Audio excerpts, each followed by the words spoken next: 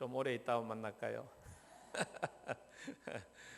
아, 지난주에 아산 제자교회라는 곳을 통해서 목회자 가정 세 가정이 그 교회에 머무르면서 그 교회가 어떻게 가정교회를 하고 있는가를 보고 왔습니다.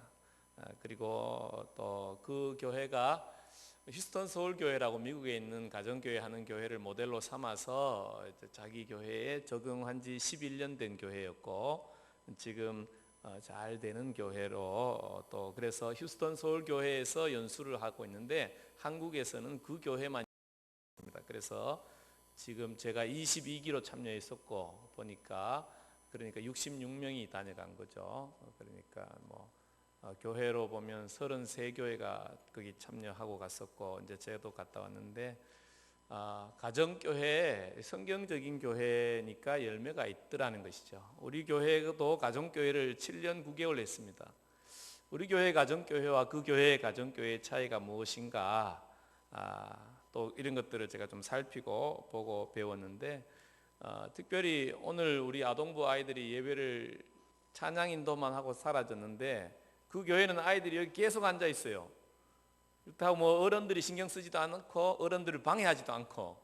그래서 제가 그렇게 생각했어요. 예배를 제대로 드리지도 않는 것 같은데 굳이 애들을 왜 여기 앉혀놨지, 이런 생각을 했는데, 그 목사님은 쟤들이 안 듣는 것 같아도 다 듣는다고, 저게 쌓여가지고 나중에 폭발할 거라고 그렇게 생각하고 계시더라고요. 그래서 저도 좀 기도해 봐야 되겠다, 또 아동부 사역자들, 또 중고등부 사역자들하고 의논해 봐야 되겠다, 이런 마음을 가지고 왔습니다. 그리고 우리 교회 가정교회와 그 교회 가정교회의 차이가 뭐냐 생각해 봤더니, 저는 이제 제가 이 가정교회를 교회로 인정하지 않고 있었다, 그런 마음이 제일 크게 들었습니다. 가정교회를 교회로 인정하면 그 교회 목회는 누가 해야 되는 거예요? 베델교회 목회는 누가 해요? 제가 하잖아요, 그죠? 노 회장님이 저한테 지시하지 않습니다. 제가 알아서 합니다. 실찰장님이 와가지고 이래라 저래라 잔소리 하지 않아요. 네 교회는 네가 알아 해라 이거잖아요, 그죠? 너에게 하나님이 맡기신 교회다, 그죠? 가정교회를 하는 교회들의 원칙은 뭐냐면, 목자가 목사로 보는 거예요. 목자를 목사로 보고, 네 교회는 네가 알아서 해라, 목사가 관여하지 않아요. 목사는 한 가지 하는 게 있습니다. 도움을 요청할 때, 아니면 필요가 보여질 때 지원하고 도와주는 것 외에는 하지 않고, 근데 사역적인 측면에서 사역 부서는 이제 교회를 통해서 하는 전체 사역은 이렇게 사역팀을 통해서 하지만, 교회 그 자체는 독립된 하나의 교회로 존중하고 인정하기에 목자에게 모든 권한을 위임하고, 또한 책임도 목자가 질 수 있도록. 그래서 심지어 분가를 할 때도 목사님은 전혀 개입하지 않는다 그러더라고요. 분가 딱 하면 분가된 목자를 훈련시키는 것, 분가할 만큼 준비가 되든 안 되든 분가 딱 하면 이제 그때부터 그 목자가 목사님의 양이 되어서 훈련시켜서 목자를 할 수 있도록 그렇게 도와주는 그런 시스템을 가지고 있었습니다. 어떻게 우리 교회 공동체 내에서 적용시켜 갈지는 이제 제가 기도하고 여러분들과 함께 또 서로 마음을 같이 하는 범위 안에서 진행되어져 가겠지만, 분명한 것은 가정교회를 우리가 계속 할 생각이고, 계속 할 거면 여러분들은 어떤 생각을 가져야 되냐면, 내 목사는 베델교회 담임 목사가 내 목사가 아니라 우리 가정교회 목장의 목자가 내 목사다, 그런 개념을 여러분이 가지셔야 됩니다. 제가 그 생각 딱 가는데 목자에게 목양일기를 잘 썼느냐 이렇게 이야기하길래 이게 무슨 소린가 생각했더니, 목자가 쓴, 우리 생각하면 주일 보고서를 이걸 뭘로 보는 거예요? 목양일기라고 하는 거예요. 주일 보고서가 아니에요. 보고서를 내는 게 아니에요. 너의 목회를 어떻게 했는지를 보고하는, 내 목회를 이렇게 하고 있다. 그래서 연합교회가 잘 돌아갈 수 있도록 이렇게 하고 있는 것을 보고 왔습니다. 여러분들이 주일도 빼먹고 어디 가서 뭐 하다 왔나 궁금할 것 같아서 일단 서로 잠깐 나누고 오늘 말씀을 같이 나누기를 원합니다. 오늘 우리가 8장 그러므로 이렇게 시작하죠. 1절 그러므로 어떻게 함으로, 이건 7장의 이야기죠. 바울의 탄식이 나오고 있잖아요. 7장 바울이 탄식하죠. 누가 이 사망의 몸에서 나를 건져내랴. 그런데 감사하죠. 갑자기 예수 그리스도로 말미암아 감사한다. 예수님께서 나를 구원해 주셔서 감사한다. 이 사망의 몸에서 예수님이 구원해 주셨으므로 이렇게 시작되는 거죠. 그러므로 이제 그리스도 예수 안에 있는 자에게는 그랬을 때 예수님께서 우리를 죄와 사망의 법에서 완전히 자유케 하셨으므로 이렇게 되어지는 것입니다.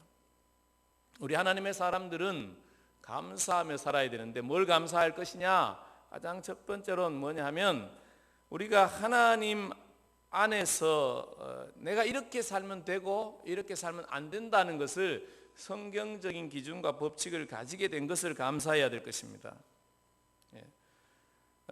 율법은 우리에게 이렇게 살면 된다 안 된다를 정확하게 가르쳐 주는 것이 하나님의 말씀이죠. 이 율법이 하나님의 말씀이잖아요. 바울은 이 율법의 말씀을 알고 있었습니다. 그런데 그 율법을 아는 것이 바울을 어떻게 만들었습니까? 절망적으로 만들었습니다. 왜 그렇습니까? 알기는 아는데 살아내지를 못하는 거잖아요. 살 힘이 없는 거죠. 바울도 대단한 사람이죠. 바리새인 중에 바리새인이고 공부도 대단히 많이 했고 집안도 대단히 좋았고 훈련도 많이 받았던 사람입니다. 그런데 율법대로 살아지느냐? 안 되더라는 거예요. 교회 다녀도 마찬가지 아니에요. 우리가 십계명도 알고 그리스도인 어떻게 살아야 되는지 예수님이 사랑하라 그랬다 다 알죠. 하나님 사랑하고 이웃 사랑하라 알지요. 그러나 그렇게 살아지느냐 하는 것입니다. 너 그렇게 살 수 있느냐? 그렇게 살아지느냐? 이런 질문을 우리 스스로 해볼 때 나는 왜 안 될까? 그런 생각을 하게 되는 거죠. 바울도 이 문제에 대해서 생각해 볼 때 이거 내가 율법대로 살지 못하니까 오히려 율법으로 인해서 우리가 뭘 깨닫게 됩니까? 너는 죄 많은 자다. 죄의 깊이를 더 알게 되죠. 그러니까 더 깊은 절망에 빠지는데 그 깊은 절망에서 그는 뭘 경험한 것입니까? 예수님을 만난 거죠. 그러니까 이게 이어지는 거죠. 감사로 이어지는 것입니다. 감사한다. 하나님이 나를 구원해 주셨구나. 이걸 알게 되면서 감사가 나오게 되는 것입니다. 근데 사람들이 이것을 알지 못하기 때문에 감사가 없어요. 내가 예수 믿지 않으면 구원 얻을 수 없다라는 것을 모르기 때문에 교회 왜 다니는지를 몰라요. 사람들이 그죠? 저 사람 왜 교회 가지? 이렇게 생각하죠. 심지어 교회 다니는 사람 중에서도 하나님의 은혜에 대한 감사가 없어요. 내가 죄와 사망에 눌려서 지옥 갈 수밖에 없는 인생이란 내 존재 자체에 대한 정확한 인식이 있으면 우리는 그것 때문에 하나님 앞에 내가 단지 하나님을 아버지로 알게 된 이 사건 하나만 해도 감사하지. 다른 어떤 거 아무것도 없어도 주님 감사합니다. 감사가 절로 나오는 것이 믿음의 사람인 것입니다. 그러나 나 잘 살고 있는데 내가 뭐 그렇게 큰 죄를 지었다고 내가 뭐 잘못한 게 뭐가 있는데 예수님이 내 죄를 위해서 죽을 택이 있나 이런 생각을 하고 앉아있으면 아무리 앉아있어도 감사가 안 나오는 것이. 왜 사람들이 감사가 없는 삶을 사는 것입니까? 태어나면서부터 자기 자신을 위해 살도록 훈련받았기 때문에 그렇죠. 오늘날 사회 문화 분위기 자체가 네 마음대로 살아라 그게 잘 사는 것이다 그렇게 가르치죠. 부모들이 자녀들을 어떻게 양육합니까? 하나님의 법대로 가르치느냐 하나님의 법대로 양육하느냐 하나님의 말씀대로 하느냐 그렇지 않는 경우가 많지요. 그 아이를 이기적인 아이가 되도록 세상 경쟁에서 지지 않도록 살아남도록 그렇게 되면 뭔가 대단한 게 있을 것처럼 아이들을 양육하죠. 그러나 허겁지겁 달려가 봐야 남는 게 뭐가 있습니까? 좀 더 빨리 성공할 수 있고 좀 더 뭔가 성취할 수 있고 이럴 수 있습니다. 그래서 얻은 것이 무엇입니까? 오래 사는 것일 수 있겠죠. 편안하게 건강하게 자기 관리하고 오래 살았어 그 다음에 뭐 할 것입니까? 결국은 우리는 내가 이 땅에서 이렇게 수고하고 애쓴 것이 아무것도 아니구나 인생은 허무한 것이구나 라는 것과 대면하게 되어 있습니다. 일찍 성공한 사람은 일찍 그걸 대면하게 되어 있고 늦게 성공하지도 못하고 이런 사람은 죽기 전에 대면하게 될 것입니다. 내가 왜 그렇게 고생하며 수고하며 애쓰고 살았지? 내 인생은 도대체 무엇인가? 속아 산 거죠. 하나님의 말씀대로 살지 않도록 이 세상에 계속 우리를 가르쳤고, 부모들이 우리를 가르쳤고, 심지어 나도 그것을 동의하고 받아들였고, 그렇게 사니까 하나님의 법과 상관없이 세상적으로 성공해 보이는 것에 내 모든 가치를 두고 거기에 목숨 걸고 살고 목숨 걸고 성취했는데 결국은 남는 게 없더라는 거예요. 우리가 하나님 앞에 갔을 때에 뭐 내놓을 게 있어야지. 너 뭐 하다 왔느냐? 잘 먹고 잘 살다 왔는데요. 살 빼다 왔는데요. 그럴 것입니까? 살 찌다 왔는데요. 그럴 것입니까? 집 사놓고 왔다 그럴 것입니까? 뭔 소리 할 것입니까? 하나님 앞에 가서. 우리 믿음의 사람들은 다 하나님 앞에 가야 된다는 것을 알고 있는 사람이죠. 그런 표정 보이 나는 모르는데 그런 표정인데 소용없어요. 오늘 다 말했어요. 우린 다 하나님 앞에 갈 것입니다. 하나님 앞에 가서 여러분 뭘 자랑할 것입니까? 네. 여러분 할 일 없으면 나도 목자 돼야 되겠다 그런 생각이나 하십시오. 네? 그 하나님 앞에 가서 너 뭐 하다 왔느냐? 그러면 목자 하다 왔는데요. 뭐 할 말이 있어야 될 거 아니에요. 너 뭐 하다 왔느냐? 내 하나님 앞에 가서 할 말이 있어야 될 거 아니에요. 뭔가 보람 있고 가치 있고 하나님 앞에 가서도 의미가 있는 뭔 삶을 살아야 될 거 아니겠어요. 뭘 하고 계십니까? 어떻게 하시려고 생각하고 계십니까? 이번에 만난 사람 한 사람 소개하면 정성구라는 사람을 만났는데 이게 목자예요. 목자. 교회 다닌 지 2년 만에 목자가 됐어요. 부인은 3년 다녔고 자기는 2년 다녔대. 그래서 자기 어떻게 살았느냐 그랬더니 이렇게 살았대. 매일 365일 거의 술을 마셨대. 직장은 삼성 다니는데 그래도 출근하는데 문제 없었대. 하루에 7병씩 술을 마시고 살고 그랬다니. 그래서 뭐 문제 없었는데 잘 살았는데 어느 날 부인이 목장을 가더라는 거예요. 부인이 목장 가더니 얼굴이 밝아지더라는 거예요. 밝아지니까 좋긴 하네. 부인은 힘들었다는 거예요. 왜 남편이 뭐 그렇게 막 술 먹고 주사를 하거나 그러지는 않았대요. 근데 그 뭐 친구 좋아하고 술 먹는 사람이 사람 좋잖아요. 사람 좋아하는 사람 데려와서 맨 술 먹고 놀고 부부가 가족 간의 관계가 안 되고 하니까 힘든 거예요. 힘들고 애들 키우기 힘들고 스트레스 받는데 어느 날 보니까 웃고 다니는 여자가 있더라는 거죠. 그래서 자기가 먼저 이야기했대요. 자기가 이제 목장을 처음 가게 되는데 왜 그렇게 참 얼굴이 참 밝네요. 그랬다는 거죠.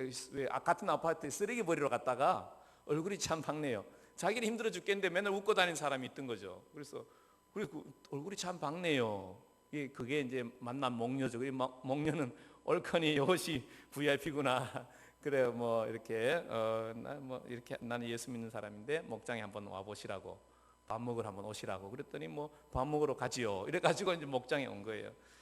그 남자도 어느 날 한 1년쯤 뒤에 딸려간 거죠. 애들이 아빠 목장에 좀 데려다 달라 그래서 따라갔다는 거예요. 그래 갔는데 이제 이미 작전인 거죠. 애들을 보내가지고 이 목자가 애들한테 돈 1,000원씩 줬어요. 아빠를 여기까지 데리고 오기만 하면은 용돈을 준다 이래가지고 아빠가 이제 애를 데려다 달라고 하니까 애들 데려다 주려고 왔는데 띵동 하니까 목원들이 다 나와서 막 박수하고 환영하고 끌고도 간 거지 뭐. 그래 가서 가만히 앉아 있어 보니까 이렇게 사는 사람도 있구나. 이렇게 사는 것도 참 행복해 보인다. 화목해 보이더라는 거예요. 목장에서 마음을 나누고 사랑을 나누는 모습을 보면서 화목해 보이더라는 거예요. 그래서 앉아 있었다는 거예요. 그러면서 이 3교대 하는 분이 시간 될 때마다 거기 가면서 나도 저렇게 화목한 가정을 이루었으면 좋겠다. 목자가 사는 것을 보면서 나도 저런 가정을 이루었으면 좋겠다. 이런 마음으로 거기 앉아 있었다는 것입니다. 그 사람 지금까지 술 마시고 친구하고 놀던 것이 가치 있게 생각했고 그게 행복하다고 생각했는데 다르게 가족들이 화목하고 행복하게 사는 모습이 보여지면서 나도 저렇게 살면 좋겠다. 여러분 우리가 참 하나님을 만남으로 인해서 다른 삶을 살 수 있게 된 것이 감사하지. 내가 무엇을 위해 살아야 될지 알게 된 게 감사하지. 그런데 이분이 지금 5년 지났어요. 목자 된 지 3년 되는데 분가를 2번 했더라고. 그러면서 뭐라 그러냐면 어느 날 목원이 자기한테 그랬다는 거예요. 나도 당신처럼 될 수 있습니까? 자기가 속으로 생각했던, 어느 날 목자를 보면서 나도 저 사람처럼 되고 싶은데 생각했던 그 생각을 자기 모곤이 하고 있더라는 거예요. 그래서 너무너무 감사하다. 다른 삶을 알고 다른 삶을 보여줄 수 있는 삶을 살 수 있게 된 것이 얼마나 감사합니까? 우리가 하나님을 알고 하나님과 함께 살아가는 삶, 우리가 죄와 사망의 법에서 자유케 된 자로서의 삶을 그냥 나만 살 것이 아니라 다른 사람들에게 보여주면서 너도 그렇게 살았으면 좋을 텐데, 여러분, 이 삶을 살도록 여러분이 초대받고 있는 것입니다. 저는 우리 베델교회에 있는 모든 성도님들이 다 목자가 되기를 원합니다. 체력이 딸려가지고 이제 교회 출석하기 어려울 정도 되면 이제 좀 어렵겠지만, 그 전까지는 목자 하겠다 그러면 누구든지 세워줄 생각입니다. 그리고 뭐 아무도 없이 나 혼자 목자해도 됩니까? 조금 기다려라. 언제까지? 너와 함께 목장을 할 사람을 네가 전도해 와서 한두 가정이라도, 그러니까 보니까 한 서너 명만 되면 목장 만들어 주더라고. 자기도 그러더라고. 그 정성구 목자가 뭐라 그랬냐면, 자기는 자기하고 모은 한 가정 데리고 나와서 그냥 목자를 시작했대요. 뭐 많이 있는 게 중요한 게 아니더라고. 우리 많이 모이는 걸 좋아하잖아요. 많이 모이는 게 중요한 게 아니에요. 목자가 되는 게 중요하더라고. 그러면 새로운 삶을 사는 삶으로 나아가게 되는, 수고와 헌신을 하게 되는 거죠. 오늘 말씀을 통해서 우리가 보게 되는 두 번째 감사할 것은, 우리의 삶이 영을 따라 살게 된다는 거죠. 어떤 사람은 육신을 따라 사는 삶을 살고 어떤 사람은 성령을 따라 사는 삶을 살더라는 것입니다. 4절에 보면 말씀하죠. 영을 따라 행하는 우리에게 율법의 요구가 이루어지게 하려고 하심이라, 그렇게 하죠. 이제 우리가 성령 하나님이 우리 가운데 임하시면서, 우리가 성령님이 우리 가운데 거하시면서 우리는 뭘 하게 되냐면, 율법주의자가 되는 것이 아니라 율법을 말씀하신 하나님을 사랑하는 자들이 되더라는 거예요. 우리 가운데 성령님이 거하시는 자는 어떤 자이냐? 여러분이 예수를 주로 영접할 때 성령님이 여러분 안에 오셨습니다. 근데 그 주님이 정말로 살아서 역사하시는 그런 성도는 어떤 성도냐면, 하나님을 사랑하는 자가 되죠. 하나님의 영이 함께 하니까. 하나님을 사랑하는 자는 어떤 자가 되냐면, 하나님의 말씀을 사랑하는 자가 되는 거예요. 여러분, 율법을 지켜야지 생각하면 마음이 답답해집니다. 어떻게 저걸 다 지키나? 예수님 원수를 사랑하라 했는데, 원수를 어떻게 사랑하나? 이렇게 생각하면 우리는 못해요. 그런데 성령님이 우리 가운데 오셔서 일하신 걸 인정하고 말씀대로 살아야지 생각하면, 할 수 있는 힘이 어디로부터 오는 것입니까? 하나님으로부터 오는 거예요. 내 힘으로 사는 사람 그리스도인 아니에요. 윤리, 도덕, 율법적인 사람이죠. 그리스도인 아니에요.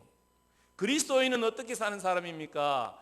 하나님이 말씀하신 대로 나도 살고 싶습니다라는 소망을 가진 자예요. 그리고 성령 하나님께서 그것이 내 삶 안에서 가능하도록 도와주는 것을 가끔씩 경험하는 사람이에요. 100% 아니에요. 완벽한 사람 아니에요. 그리스도인, 죄인 많습니다. 완벽하지 않아요. 그러나 가끔씩 하나님께서 나를 통해서 또 일하시네, 성령님께서 나를 바꾸어 주시네, 이것을 경험하는 사람입니다. 9절에도 보면 이렇게 말씀하시잖아요. 뒷부분에 보면, 만일, 그죠? 너희 속에 하나님의 영이 거하시면 너희가 육신에 있지 아니하다, 그렇게 말씀하시잖아요. 또 영에 있나니 누구든지 그리스도의 영이 없으면 그리스도의 사람이 아니니라. 하나님의 영이 우리 속에서 우리를 인도하고 이끌어가는 것입니다. 여러분, 하나님의 영은 우리 가운데서 그냥 가만히 계시는 분이 아니에요. 하나님의 영이 예수님 가운데 있어서 죽은 예수님을 부활시켰다는 거예요. 우리 가운데 거하시는 하나님의 영은, 성령 하나님은 죽은 예수를 살린 그 영이라는 것입니다. 우리 신앙인의 삶은 그러므로 이 성령의 인도함을 받는 삶인 것이죠.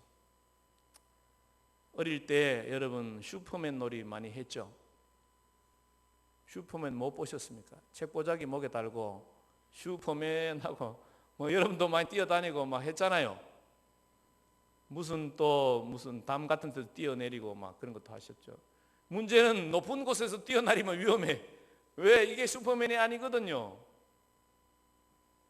우리 그리스도인들은 내가 막 예수 믿는다, 막 내가 이렇게 살아야지 이런다고 되는 게 아니에요. 우리는 어떻게 해야 되는 것입니까? 비행기 안으로 들어가야 될 사람들이. 그리스도 안으로 들어가야 돼. 성령 하나님 안으로 들어가면 되는 것입니다. 비행기 안에 들어가서 못 날 사람 손 들어보세요. 물론 가끔 고소공포증이나 좀 이게 신경증적인 문제가 있는 분들은 비행기를 못 타니까 문제지. 누구든지 비행기 타면 다 날아요. 예? 슈퍼맨 암만 해도 못 날아요. 인간이 자기 노력으로 아무리 해도 못 날아요. 그러나 그리스도 안에 들어가면 주의 성령이 우리를 하나님의 사람으로 살게 만들어 주신 것입니다. 그러므로 하나님께서 우리를 다른 삶을 살 수 있도록 우리를 새롭게 하시는 거죠. 뭐 우리가 주님을 따라 사는 삶, 이게 쉬운 삶이 아니죠. 예. 그러나 주님의 영이 우리를 이끌어가면 우리는 쉬운 것입니다. 우리가 우리의 생각대로 자꾸 생각하는 게 문제예요. 5절에 보면 영을 따르는 자는 영의 일을 생각하나니, 육신적으로 생각한다는 게 아닙니다. 6절 영의 생각은 생명과 평안이니라. 13절 영으로서 몸의 행실을 죽이면 산다. 내가 내 육신적인 생각으로 생각해보고 될 일이 아무것도 없어요. 그러나 성령 안에서 모든 것이 가능한 줄 믿습니다. 여러분들이 성령 안에서 살기를 원하느냐? 아니면 아직도 내 생각대로 살고 있느냐? 이걸 잘 생각해 보셔야 됩니다. 우리가 영을 따라 사는 감사한 성도님들 되시길 축복합니다. 당장 결과는 잘 안 나타날 수 있어요. 그러나 시간이 지나면 분명하게 차이가 납니다. 성령 안에 사는 사람은 성령의 열매를 맺게 될 것입니다. 세 번째로 우리가 감사한 것은 하나님께서 우리를 하나님의 아들로 받아주셨다는 것이죠. 14절 무릇 하나님의 영으로 인도함을 받는 사람은 곧 하나님의 아들이라. 15절 양자의 영을 받았으므로 우리가 아빠 아버지라고 부르짖느니라. 16절 성령이 친히 우리의 영과 더불어 우리가 하나님의 자녀인 것을 증언하신다. 누가? 성령님이 약속해 주시고 확증해 주신다는 거예요. 여러분 다 하나님을 아버지라고 말씀하는 자들이 되었습니다. 그러면 여러분들은 하나님과의 관계에서 아버지의 아들이고, 그 아들은 보통 아들이 아니고 17절에 보면 상속자라는 것이죠. 다 유업을 받을 자다. 누구와 함께? 그리스도와 함께 한 상속자다. 예수님만큼 유업을 물려받을 자다는 것입니다. 우리 하나님의 사람들은 내가 누구인지를 정확하게 알아야 되는데, 우리가 왜 감사하게 되느냐? 하나님의 아들의 자리에 있기에 감사하다는 것입니다. 그렇다고 좋은 일만 있는 것이 아닙니다. 오늘 주님께서 말씀하시죠. 그리스도와 함께 영광을 받기 위하여 17절에 고난도 함께 받아야 할 것이니라. 주님이 하나님의 아들 되시는 그 영광의 자리에 그냥 천국에서 놀다가 갑자기 된 것입니까? 물론 천국에 계셔도 뭐 아들로서 영광을 받으셨을 것이지만 주님의 모델은 그게 아니었죠. 사람이 되셨어요. 십자가에 죽기까지 고난의 길을 선택해 가신 것입니다. 마찬가지로 우리가 하나님의 자녀로서 영광을 누리려고 하면 주님과 함께 내가 고난받을 자리가 어딘가를 생각해야 되는 것입니다. 아이고 주님, 나는 고난은 싫고 영광만 받기를 원합니다. 이런 사람은 철이 안 들어요. 철이 안 들어. 신앙에 철이 안 들어. 교회 다녀도 내 잘 되기를 원하며 교회 다니는 사람 철이 없어. 네? 늘 자기만을 위해. 교회 오래 다녀도 소용없어요. 직분이 목사고 무슨 장로고 다 소용없어요. 주와 함께 고난받는 것을 즐거워할 줄 아는 자, 이 성숙한 자예요. 저는 우리 교회에서 우리 성도님들이 다 주와 함께 고난의 자리로 들어가기를 축복합니다. 여러분, 가난한 집에서 효자가 납니까? 아니면 부잣집에서 효자가 납니까? 대부분 어렵고 힘든 집에서 효자가 나요. 왜? 부모님이 고생하는 걸 보니까. 어떻게 내가 저 고생하는 부모님의 속을 썩일 수 있겠나, 그런 생각을 하는 거죠. 성도들이 어려울 때는 사실 하나님을 잘 찾기가 어렵습니다. 그런데 힘들면 하나님 찾기 쉽죠. 마찬가지로 우리가 주를 위해서 고난을 당하는 자리로 가면 거기서 뭘 경험하는 거예요? 하나님을 경험하게 돼 있습니다. 원인이 다른 사람에게 있든 내가 스스로 선택했든 순교자의 길을 가든 상관없어요. 어떤 이유에서든지 내가 어려운 상황에 있는 분은 여러분 하나님의 영광을 볼 가능성이 많습니다. 혹시 지금 힘든 가운데 있습니까? 별로 힘들어하지 마십시오. 좋은 기회라고 생각하십시오. 내가 하나님을 정확하게 만날 수 있는 기회 가운데 있구나. 근데 힘들 때 하나님을 찾아 나오셔야 돼요. 이 초자 목자가 목자로 사는 게 쉬웠겠습니까? 어려웠겠습니까? 쉽지 않죠. 그러니까 이 사람이 전도하기 위해서 어떻게 했냐? 늘 기도했다는 거예요. 기도를 뭐 교회 와서 앉아서 기도하는 걸 이 사람이 알까요? 모를까요? 잘 모르지. 그 사람이 뭐 별로 뭐 기도할 줄 많이 오래 기도하고 뭐 그런 사람 아니에요. 그냥 하나님을 찾는 거예요. 하나님 도와주십시오. 하나님 저 영혼 어떻게 도와줘야 됩니까? 하나님 저 영혼도 예수 믿었으면 좋겠는데. 그러다 감동 주는데 그냥 한 거예요. 그냥 순종하니까 하나님이 그 사람 전도 안 하고 그 옆에 사람 전도 시켜주시고 하나님이 일하는 걸 보는 거죠. 그래서 아유 하나님은 내 생각하고는 다르구나. 난 이 사람 꼭 이렇게 가지고 예수 믿게 하려고 그랬는데 이 사람은 안 믿고 딴 사람이 연락이 와. 나도 네가 있는 거기 가면 안 되느냐. 하나님이 하시는 걸 그가 경험하고 하나님이 하셨다고 고백하는 것을 이렇게 보게 됩니다. 여러분 우리가 주를 위해서 고난 받을 방법이 무엇입니까? 여러분 우리 베델 교회는 가정교회를 하는 교회입니다. 주를 위해서 고난 받는 자리는 제일 중요한 자리가 목자가 되는 자리가 고난 받는 자리. 목자가 맨날 밥 해 먹이고 그랬는데 내 보니까 그 교회하고 우리 교회 차이가 또 한 가지 있었는데 뭐가 차이가 있었냐면 목자가 맨날 밥을 한다는 게 차이가 있었어요. 근데 우리는 목자가 했는데 거기는 목자가 안 해. 자원하는 가정 다 돌아가면서 목장 모임을 하더라는 거죠. 그러니까 목자는 조금 이렇게 목자가 이제 처음에 할 때는 주로 한 1, 2년 자기 혼자 했다는 거예요. 그 다음부터는 목원들 가정 중에 오픈할 가정, 자원하는 가정이 있으면 오픈하게 하고 이렇게 이제 순회하기 시작했다는 거예요. 그렇게 하니까 목원들이 섬김을 받다가 섬겨 보니까 힘들기도 했지만 목자의 어려움도 알고 감사하기도 하고 이렇게 늘 돌다 보니까 이거 나도 할 수 있겠네 이런 생각이 들어서 그 사람이 목자가 되더라는 거예요. 목자만 계속 하니까 힘들어서 우리 교회는 목자 전부 안 하겠다고 이렇게 하는데 모든 구역 식구들이 목장 식구들이 다 자기 가정을 오픈하게 되니까 이거 나도 할 수 있겠다 그런 생각을 다 가지더라는 거예요. 그게 맞는 것 같아요.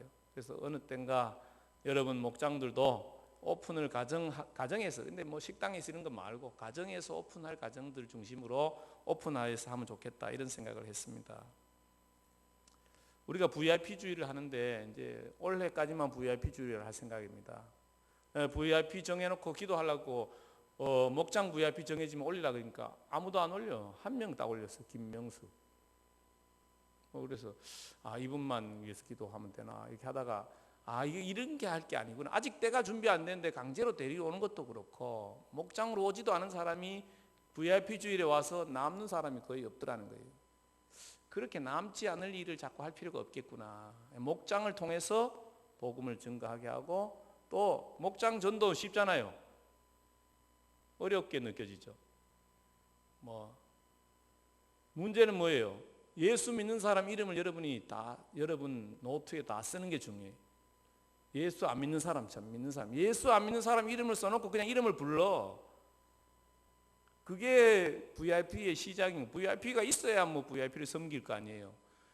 내가 아는 사람 중에 예수 믿지 않는 사람 이름 아는 대로 써보는 거예요. 그런데 그걸 안 해.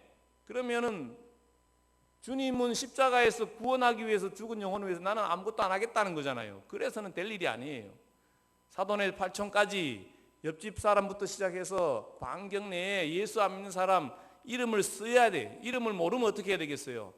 기도해서 물어봐야 되지. 기도하다가 그 사람 만나거든. 혹시 이름이 어떻게 돼요? 순이 엄마 이름이 어떻게 돼요? 이렇게 물어봐서 이름을 알아내는데 1차적으로 해야 될 일이에요. 그리고 기도하고 하나님이 감동 주시면 연락하는 거죠. 문자도 보내고 밥도 먹자 그러고. 그러다가 오늘 좋은 사람들하고 밥 먹는데 근데 교회 사람들 모임인데 혹시 갈 생각 있어요? 오겠다 하면 데리고 오면 되는 거지. 복장이 별 거예요. 그렇게 전도가 별게 아니에요. 기도하는 것부터 시작하고 사랑으로 그 영혼들을 섬기는 것부터 시작하고 오겠다 그러면 데리고 가면 되는 거고 안 오겠다 그러면 놔두면 되는 거예요. 그리고 뭐 하는 거예요? 계속 기도하는 거죠. 우리가 주를 위해서 내가 무슨 고난을 받을 거냐, 어디 가서 매 맞을 거예요, 주기철 목사님처럼 무슨 쇠꼬청이 올라온 그 길을 걸을 거예요. 우리는 그런 시대가 아니잖아요. 뭘 위해서, 내가 어떻게 주를 위해서 고난을 받을 것입니까? 주를 위해서 고난도 함께 받아야 할 것이니라. 우리가 하나님의 자녀로서 예수님처럼 영광의 자리에 다 올라가기를 원하죠. 그렇게 되기를 소망합니다. 그러나 고난은 안 받고 싶어 합니다. 그러면 안 되는 거죠. 내가 어떻게 고난을 받을 것인가? 그러나 이 고난은 단지 고난으로 끝나지 않습니다. 하나님의 영광을 받는 거죠. 스데반 돌에 맞아 죽죠. 하늘의 영광이 열립니다. 예. 모든 순교자들이 자기 힘으로 한 게 아니에요. 주기철 목사님, 제발 나 안 죽을 수 있게 안 죽을, 내가 이길 수 있게 기도해달라고 성도들한테 부탁해. 내가 배신하지 않도록, 나 혼자 힘으로는 배신하게 생겼다 이거예요. 기도해달라고 부탁하는 사람이 마찬가지예요. 그런데 어떻게 되는 것입니까? 하나님이 도와주시는 거죠. 하나님의 은혜가 거기 있는 것입니다. 우리가 주님과 함께 영혼을 살리는 일에 나아가고자 할 때에 주님이 거기에 함께 하시는 거죠. 그러면서 우리가 하나님의 아들 된 것을, 하나님의 자녀 된 것을 누리는 것이죠. 하나님께서 우리를 새로운 삶을 살 수 있도록 초대하셨습니다. 하나님을 아버지라 부를 수 있게 하셨습니다. 우리가 예수를 주로 영접할 때 성령님이 우리 가운데 거하십니다. 하나님께서는 우리 가운데 거하시는 것으로 끝나지 아니하고 우리를 주님을 알 수 있도록, 주님의 영광을 나타낼 수 있는 자리로 계속 이끌어가기를 원하십니다. 그리고 마지막에는 예수님과 함께 상속자의 자리에 세울 것입니다. 여러분, 육신의 생각에 머물러서 나는 안 된다, 내 힘으로는 안 된다, 나는 못한다, 이런 생각에 있을 것이 아니라 주님이 하시겠다면 내가 여기 있사오니 나를 사용해 주십시오. 내가 주께 영광 돌리기를 원합니다. 우리 성도님들이 그렇게 하나님의 은총을 누리시는 모든 성도님들 되시기를 주님의 이름으로 축복합니다.